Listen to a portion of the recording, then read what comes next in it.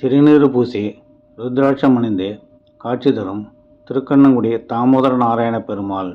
திருக்கண்ணங்குடி பெருமாள் கோவிலில் நடைபெறும் விழாக்களில் திருநீரணி விழா என்பது சிறப்பான ஒன்றாகும். சித்திரை மாத விழாவின் 7ஆம் நாள் நடைபெறும் இந்த விழாவின் போது பெருமாள் 3.25 நாழி உபூதி அணிந்து காட்சி தருகிறார்.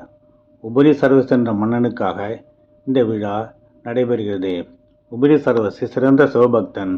தினமும் விடியற்காலை வேளையில் சிவபூஜை செய்வது அவன் வழக்கம். அவன் சித்திரை மாதம் ஒரு நாள் வானவெளியில் பறந்து கொண்டிருந்த போது விடியற்காலை நேரம் நெருங்கிவிட்டது. சிவபூஜை செய்வதற்காக அவன் சிவாலயத்தை தேடிக்கொண்டிருந்த போது திருக்கண்ணங்குடி பெருமாள் கோவில் அவன் கண்ணில் பட்டது. அதை சிவன் கோயில் என்று தவறாக புரிந்து கொண்டு கோவிலுக்குள் நுழைந்தான். மன்னனின் சிவபூஜை நேரம் தவறிவிடக்கூடாது என்பதற்காக பெருமாள் அவனுக்கு 3.25 நாழிகை நேரம் சிவபெருமானாக காட்சி தந்தார்.